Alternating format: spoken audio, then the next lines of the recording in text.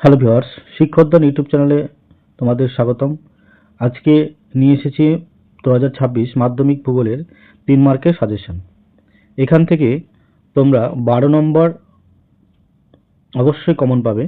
100% তোমরা কিন্তু এখান থেকে কমন পাবেই।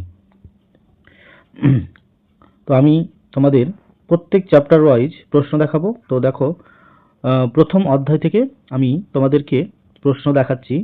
তো প্রথম অধ্যায় বহির্জাত প্রক্রিয়া। তো প্রথম কোশ্চেন হচ্ছে, নদীর মোহনায় বদ্বীপ কেন গড়ে ওঠে ব্যাখ্যা করো।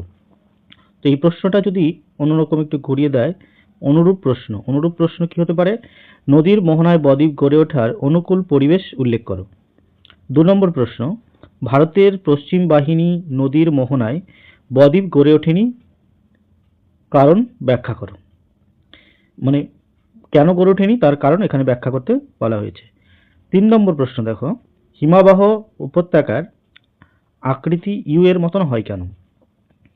4 নম্বর প্রশ্ন, রসে মতানে ও ড্রামলিনের পার্থক্য লেখো।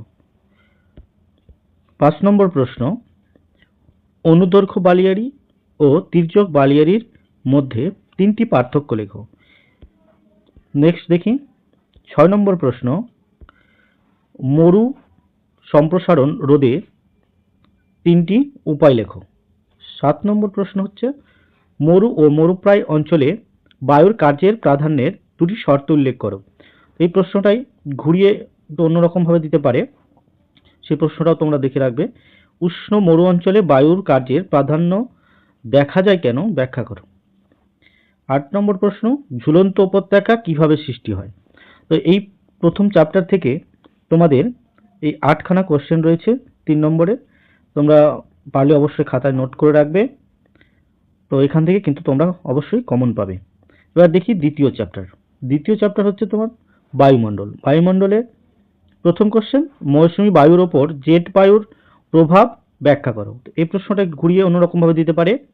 তো দেখো, জেট বায়ুর সঙ্গে ভারতীয় মৌসুমী বায়ুর সম্পর্ক উল্লেখ করো।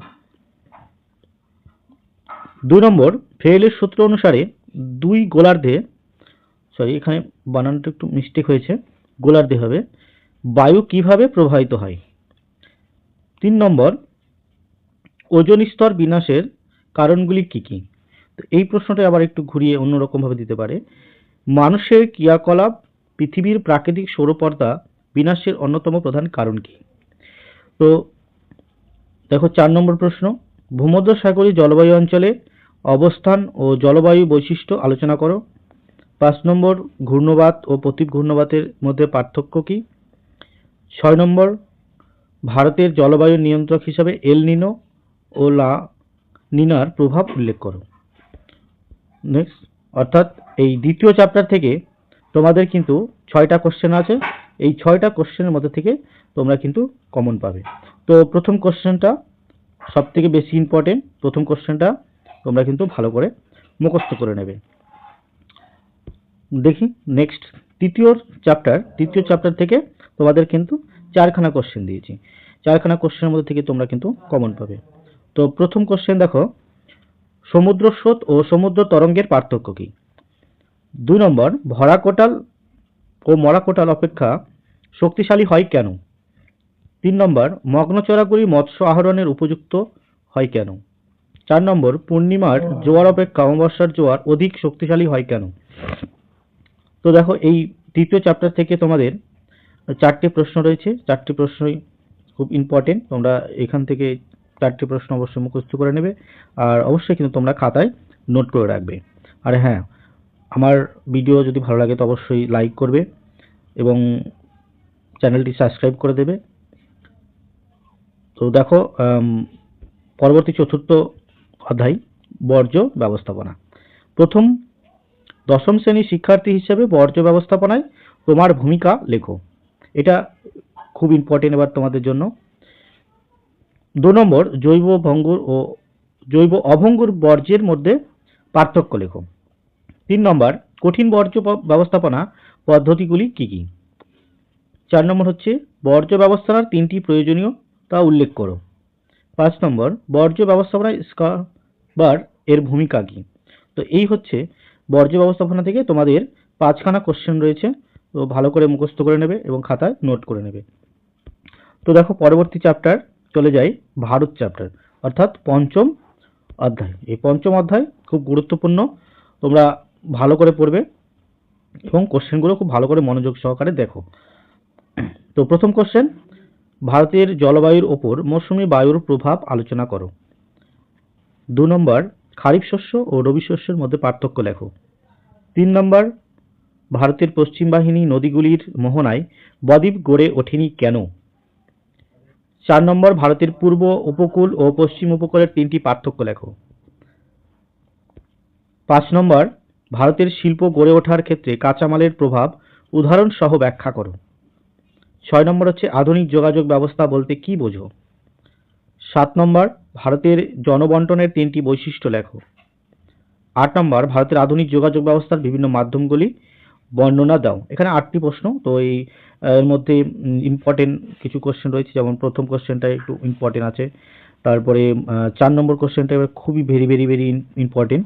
তো এই ধরনের কিছু কোশ্চেন রয়েছে যারা তোমরা অবশ্যই, তো দেখো পরের কোশ্চেনগুলো দেখো। পরের কোশ্চেন আরও রয়েছে ভারত চ্যাপ্টার থেকে। তো দেখো 9 নম্বর কোশ্চেন, ভারতের ক্রান্তীয় চিরহরিত অরণ্যের 3টি বৈশিষ্ট্য উল্লেখ করো।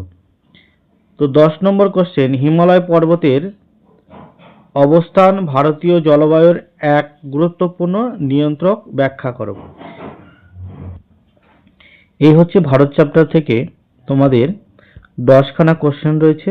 এই 10টা কোশ্চেন তোমরা কিন্তু খুব ভালো করে মনোযোগ সহকারে মুখস্থ করবে এবং প্রত্যেকটা কোশ্চেন কিন্তু ইম্পর্টেন্ট। তোমরা পারলে অবশ্যই খাতায় নোট করে রাখবে আর ভালোভাবে তোমরা মুখস্থ করবে। এখান থেকে কিন্তু তোমরা অবশ্যই কমন পাবেই। এবার দেখো পরবর্তী অধ্যায়, অর্থাৎ ষষ্ঠম অধ্যায় উপগ্রহ চিত্র। তো প্রথম কোশ্চেন হচ্ছে ভূবৈচিত্র্য সূচক মানচিত্র ও উপগ্রহ চিত্রের পার্থক্য লেখো। এটা এবার খুব ইম্পর্টেন্ট তোমাদের। তো 2 নম্বর হচ্ছে উপগ্রহ চিত্রের 2টি গুরুত্ব উল্লেখ করো। তো এটি অন্যরকম ভাবে দিতে পারে, উপগ্রহ চিত্রের প্রধান 3টি ব্যবহার লেখো। এটাও খুব ইম্পর্টেন্ট এবার প্রশ্ন তোমাদের জন্য। 3 নম্বর দেখো ভূবৈচিত্র্য সূচক মানচিত্রের সাথে মৌজা মানচিত্রের পার্থক্য কি? 4 নম্বর, ভূবৈচিত্র্য সূচক মানচিত্রের বৈশিষ্ট্য লেখো। 5 নম্বর দেখো জিও স্টেশনারি ও সান সিনক্রোনাস উপগ্রহের মধ্যে পার্থক্য লেখো। তো এই হচ্ছে উপগ্রহ চিত্র থেকে তোমাদের 5টা প্রশ্ন আছে। 5টা প্রশ্ন ভালো করে তোমরা খাতায় নোট করে নেবে আর অবশ্যই মুখস্থ করবে। তো এখান থেকে তোমরা কিন্তু 12 নম্বর অবশ্যই কমন পাবে। তো প্রত্যেকে ভালোভাবে প্রস্তুতি নেবে আর আমার এই নোটগুলো তোমরা ভালোভাবে মুখস্থ করে নেবে এবং খাতায় অবশ্যই নোট করে রাখবে। দেখবে পরীক্ষায় কিন্তু হুবাহু এইভাবে এরকম কিন্তু তোমরা কমন পেয়ে যাবে। তো সমস্ত স্টুডেন্টদের বলছি যে তোমরা আমার এই সাজেশনগুলো ভালো করে দেখো আর পরীক্ষার জন্য প্রস্তুতি নাও। তোমরা প্রত্যেকে ভালো রেজাল্ট করতে পারবে। আর কোনো বিষয়ে সমস্যা থাকলে আমাকে কমেন্ট করো, আমি তার সমাধান করার চেষ্টা করব। তো সমস্ত স্টুডেন্টদের বলছি যে তোমরা আমার এই সাজেশনগুলো ভালো করে দেখো আর আমার পরীক্ষার জন্য ভালো করে প্রস্তুতি নাও। তোমরা প্রত্যেকে ভালো রেজাল্ট করতে পারবে। আর কোনো বিষয়ে যদি কোনো সমস্যা থাকে তো অবশ্যই আমাকে কমেন্ট করবে, আমি তার সমাধান করার চেষ্টা করব। আর আমার ভিডিও ভালো লাগলে অবশ্যই লাইক ও শেয়ার ও কমেন্টস করবে আর আমার চ্যানেলটি সাবস্ক্রাইব করে পাশে থাকবে আর পাশে থাকা বেল আইকনটি অন করে দেবে যাতে পরবর্তী ভিডিও তোমাদের সামনে চলে আসে। ধন্যবাদ।